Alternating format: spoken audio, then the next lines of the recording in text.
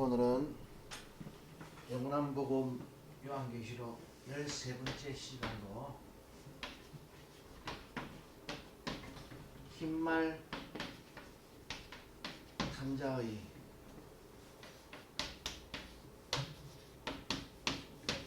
정체에 대해서 한번 생각해 보도록 하겠습니다. 우리가 요한계시록 6장 말씀을 보면은요,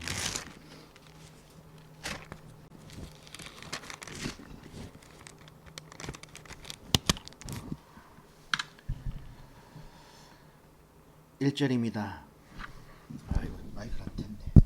다시 해야겠다. 오늘 정신이 와 이래 험만.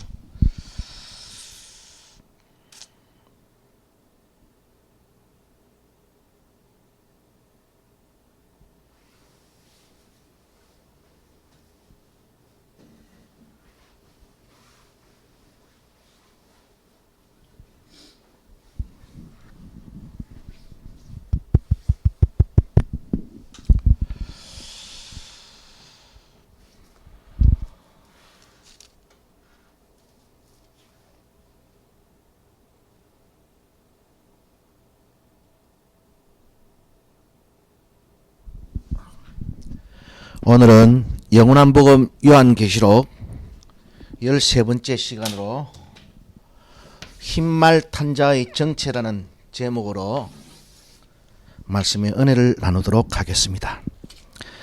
요한계시록 6장 1절 말씀부터를 한번 읽어보면요, 내가 봄에 어린 양이 7인 중에 하나를 떼시는 그때에 내가 들으니 내 생물 중에 하나가 우레소리같이 말하되 오라 하기로, 내가 이에 보니 흰 말이 있는데 그 탄자가 활을 가졌고 멸류관을 받고 나가서 이기고 또 이기려고 하더라.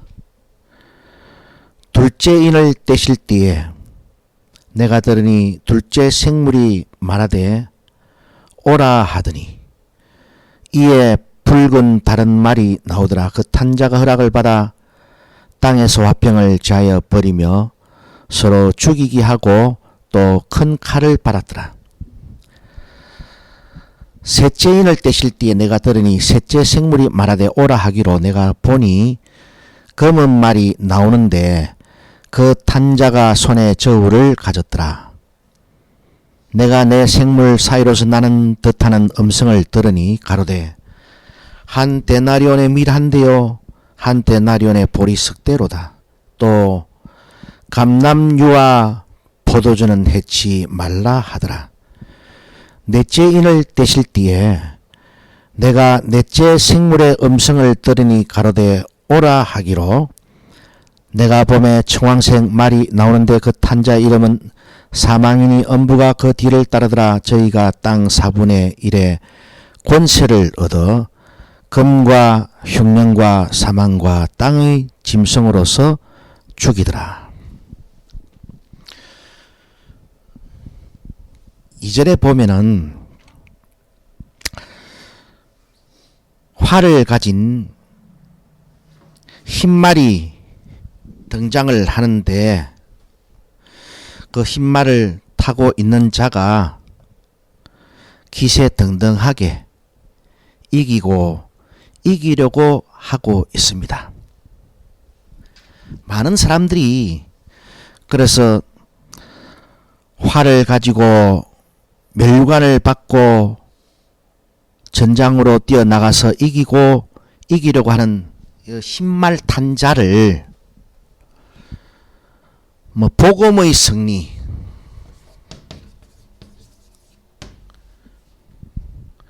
또 나아가서는 예수 그리스도로 해석을 하는 사람들이 많이 있고, 또 아니면은 그 이단들이 있지요. 이단들은 그 흰말 탄자를 자기라고까지 합니다.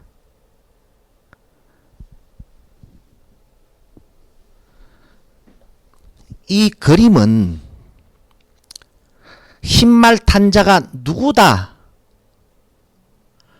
라는 것을 말하고자 함이 아닙니다. 흰말 탄자가 무엇을 상징하고 있는가가 중요합니다. 다시 우리가 본문을 보면은 어린 양이 7인 중에 하나를 떼시는 그때에 연이어서 흰말이 나오고 있잖아요. 자, 인을 떼시는 분이 누굽니까? 인을 떼시는 분이 예수 그리스도 어린 양 아닙니까?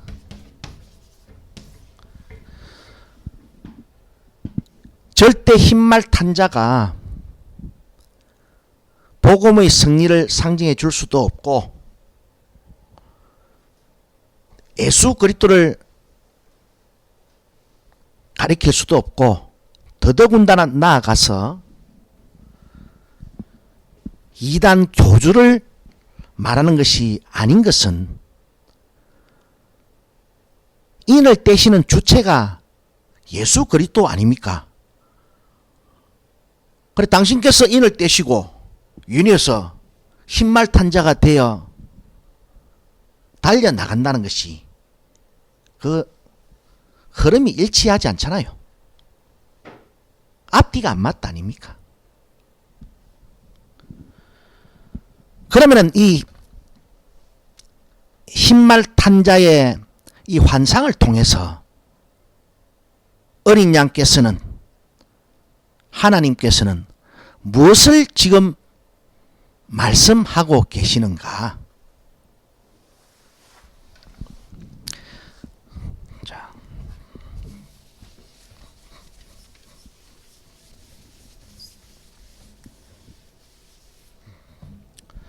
첫째 인을 떼니까 흰말 탄자가 나옵니다. 두 번째 인을 떼니까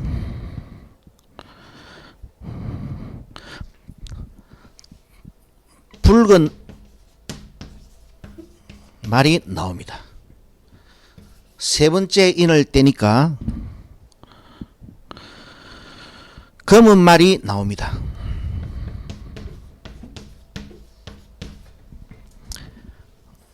네 번째 인을 떼니까 청황색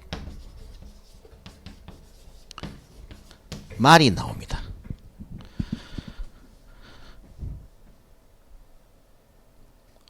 그 붉은 말이 나와서는 땅에서 화평을 제합니다. 그 다음에 검은 말이 나와서는 그로 인해서 가뭄의 현상이 대두됩니다.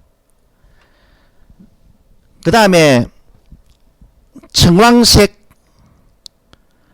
말이 나오는데 그 탄자의 이름이 사망이라고 지금 말해주고 있습니다. 그래서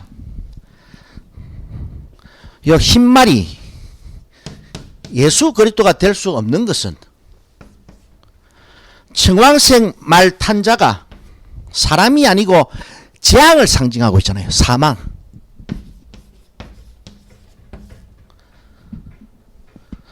청황색 말이 나오는데 그 탄자의 이름이 사망이라고 말하고 있습니다.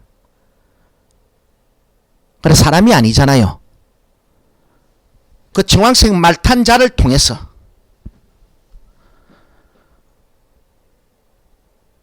사람을 가리키는 것이 아니고 사망의 재앙을 상징해 주고 있습니다. 그러므로 흰말 탄자는 예수 그리스도가 절대로 될 수가 없고 그 다음에 이단 교주가 더더군다나 될 수가 없습니다. 그 자칭 하나님들이 있잖아요. 그 자칭 하나님들이 나와가지고 그 흰말 탄자를 자기라고 전부 다가 했습니다. 문선명이부터 해가지고 지금 현재 이만희 영감탱이까지 그 전부 다가 그 흰말 탄자를 자기라고 이야기를 했습니다. 다시 말씀드리지만은 흰말 탄자는 청황색 말 탄자가 사망이듯이 흰말 탄자는 무엇을 지금 말하고 있는 것인가? 저는 이것을 미혹이라고 이야기를 합니다. 청황색 말 탄자가 사망이듯이 흰말 탄자는 미혹이다 라고 제가 지금 정의를 해드립니다.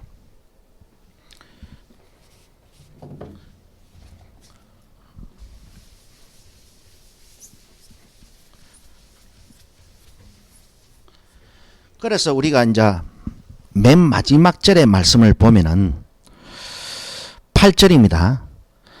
이제 네 번째 인을 뗄 때에 청황색 말이 나오고 사망이 그 위에 타고 있었습니다. 그런데 이제 거기까지 나오고 나서 이제 그 마지막 절에 이제 뭐라 말씀하고 있는가 하면 저희가 땅 4분의 1의 권세를 얻어가지고 자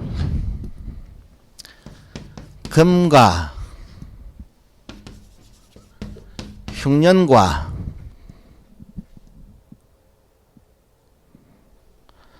사망과 그리고 뭐로 죽인다? 땅의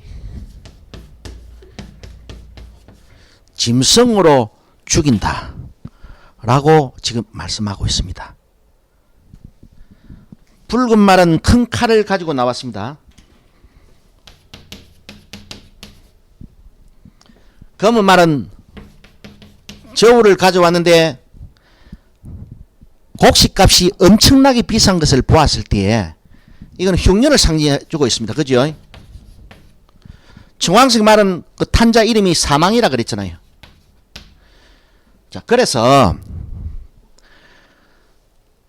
다시 한번 이 문맥에서 흰말 이 탄자가 예수 그리스도가 될 수도 없고 이단 교주가 될 수도 없는 이유는 더더군다나 또 예수 그리스도가 될 수 없는 것은 전부 다 이 세 가지가 재앙과 관련이 있잖아요.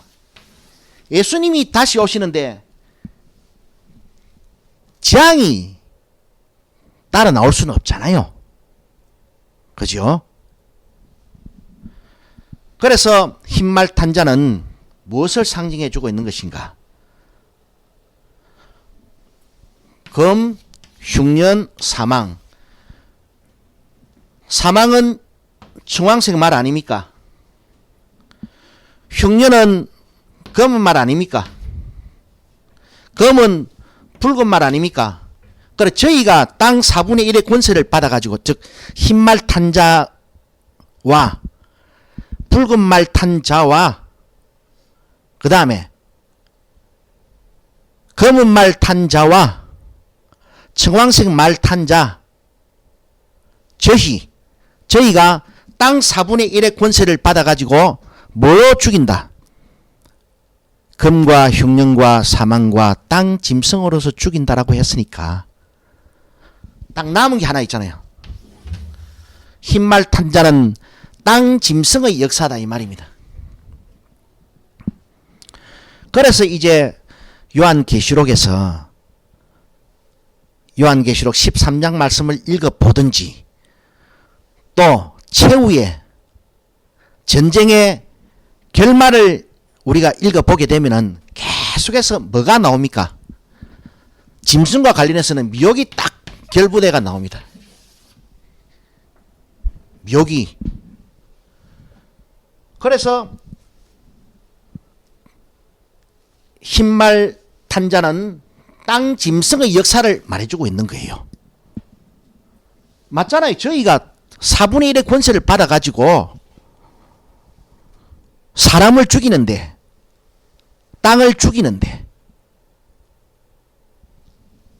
네 색깔의 말과 네 가지 재앙을 연결 다 시키면은 딱 남는 거는 땅 짐승 아닙니까? 그 땅 짐승은 말의 환상으로, 말탄자의 환상으로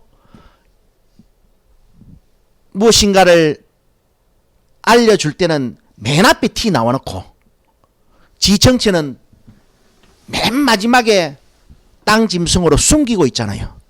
그래서 청왕생 말탄자의 환상은 사망이라는 이름을 붙인다라면 흰말탄자는 땅 짐승의 역사, 그리고 미혹의 역사라고 명명을 하면 된다 이 말입니다.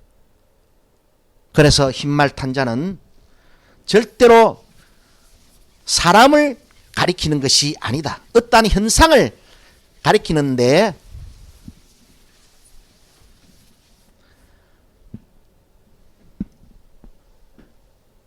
여러분이 요한계시록을 배울 때에 흰말탄자를 복음의 성리라든지 예수 그리스도다, 또 아니면은 지극 교주다 이렇게 가르치는 요한계시록은 그는 잘못 해석된 것이다 라고 결론을 내리면 되겠습니다.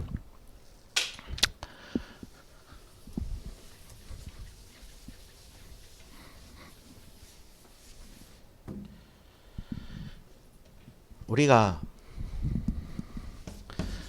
요한복음 8장 44절에서는 뱀의 거짓말이었습니다.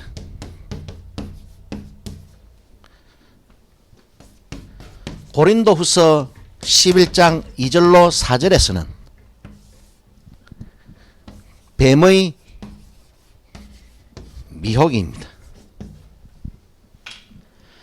요한계시록이 교회들에게 보내는 편지잖아요. 그래 가장 교회들에게 편지를 보내시면서 무엇을 강조하고 있는 것인가? 그 강조의 경고의 제1우선순위가 무엇인가? 요한복음 8장 44절에서 주님께서는 뱀의 거짓말이라고 이야기를 하셨고, 표현을 고린도서 11장 2절로 4절에서는 사도 바울이 뱀의 미혹이라고 표현을 하고 있습니다. 그래서 제가 고린도서 11장 2절로 4절의 말씀을 제가 읽어보면요,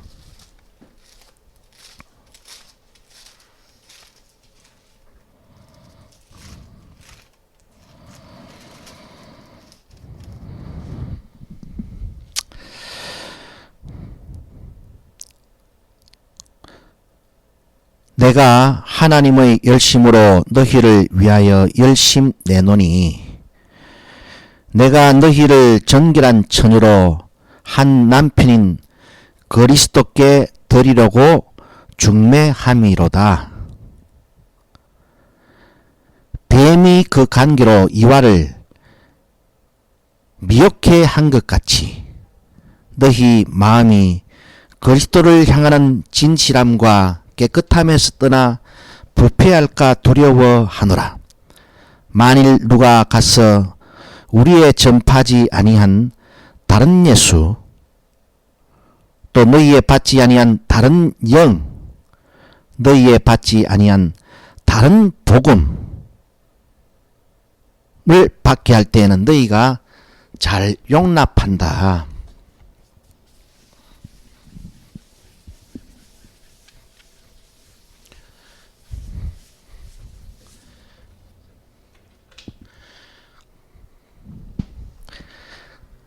하나님께서 교회를 이래 판단하실 때, 당신의 백성을 판단하실 때 가장 큰 재앙이 무엇입니까? 제일 큰 재앙은 에덴 동산에서 일어났잖아요. 처음 사람 아담과 하와가 뱀의 관계로 미혹을 받아 가지고 에덴 동산에서 추방이 된다 아닙니까? 하나님의 면전에서 추방이 됩니다. 하나님과의 관계가 단절이 됩니다. 자, 지금 다시 이 사도 바울의 이 고린도서 11장 2절로 4절의 말씀을 다시 한번 들여다보면은요.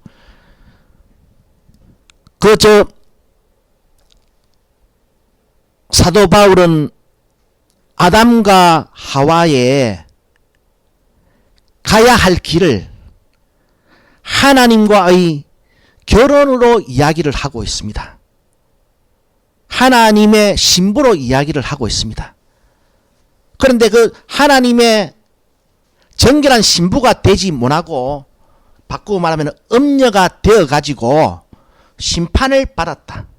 우리 요한계시록에서 보면은 거룩한 성 새 예루살렘은 하늘에서 내려오는 거룩한 성 새 예루살렘은 어린 양의 신부라고 이야기를 하고 있습니다. 요한계시록 21장 9절로 10절의 말씀에서.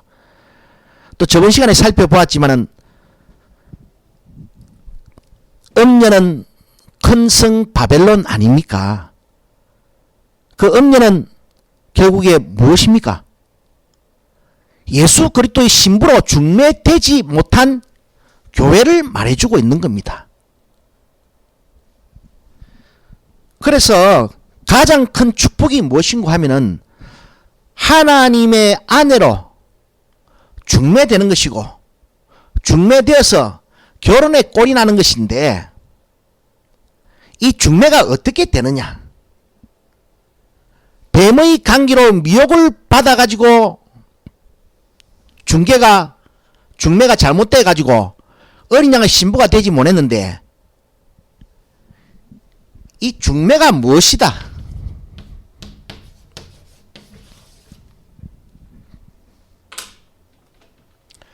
미혹 안 받는 겁니다. 하나님의 신부가 되는 게 인생의 가장 큰 복 아니겠습니까? 가장 큰 영광이지요. 이 대통령의 부인 되는 거하고는 비교할 수가 없는 겁니다. 그런데 이 미혹을 받았다라고 말을 하고 나서 교회에게 지금 뭐라 말하고 있는가 하면 다른 예수, 다른 복음, 다른 영을 이야기하고 있지요. 요 다른 욕이 미혹입니다. 미혹. 그래서 지금 이 교회 안에서 흰말 탄 자는 어떻게 역사하고 있는 것인가? 곧 땅의 짐승은 어떻게 역사를 하고 있는 것인가?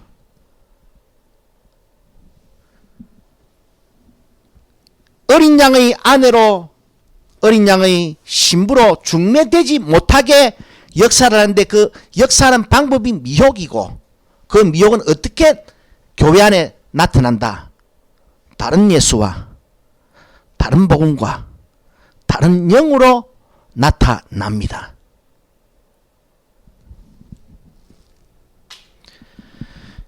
이것이 교회가 말입니다. 어린 양의 신부로 중매되어야 할 축복의 길에서 떨어지는 것. 그래서 음료로 정죄받는 것. 그래서 큰 성 바벨론으로 심판받는 것. 이것이 가장 큰 비극이기 때문에 이 가장 큰 비극은 뭐로 들어온다? 뭐로 초래된다? 미혹으로 초래된다 이 말입니다. 미혹은 누구로 역사한다? 땅 짐승으로 역사한다 이 말입니다. 그래서 요한계시록에서 짐승 이야기가 많이 나오는 거예요. 그래 짐승이 누구다? 그 정체를 지금 요한계시록은 비밀로 예언하고 있습니다.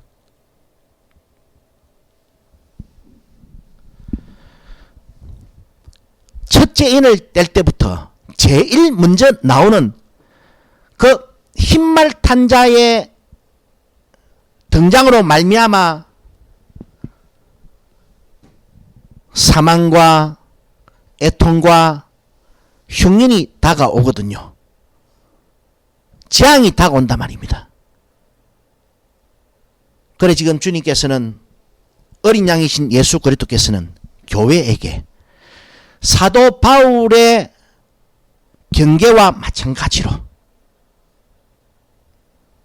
당신의 서신인 요한계시록을 통해서 땅 짐승의 역사를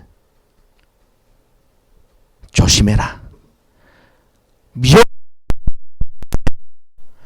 다른 예수를 조심해라. 다른 복음을 조심해라. 다른 영을 조심해라. 라고 지금 계속해서 경고를 하고 있는데, 그 경고의 연장선상에서 인이 펼쳐지고 나팔이 불려지고 마지막 대접에서 그것의 결국인 최후의 심판을 선고하는 것이 계시록의 이 복음의 흐름입니다. 맥입니다. 말씀을 맺겠습니다. 주님께서 마태복음 24장에서 제자들에게 종말을 경계시키면서 가장 거듭 경고하셨던 부분이 거짓 그리스도와 거짓 선지자의 미혹이지요. 그렇기 때문에 요한계시록의 첫 번째 인도, 미혹을 주의하라 라고 시작되는 것이고, 사도 바울 또한 교회에게 전쟁을 대비하게 했던 것이 아니고 미혹, 그들에게 분별을 가르쳤던 겁니다. 우리가 쭉 배워왔듯이 거짓말이 어떤 것이었다. 그 거짓말의 핵심이 무엇입니까? 말씀대로 살지 않아도 교회에 나오면은 예수 믿기만 믿으면은 천당 간다는 것, 바로 그것이 거짓말의 핵심이었듯이, 미혹, 그리고 다른 예수와 다른 복음과 다른 영의 핵심도 철저하게 말씀대로 살지 않아도 결단코 죽지 않는다 라는 생각을 주입시키는 역사로 교회에게 음행의 포도주를 마시게 한다는 사실을 다시 한번 명심하면서 계시록 강의를 계속해 나가도록 하겠습니다. 기도 올리겠습니다.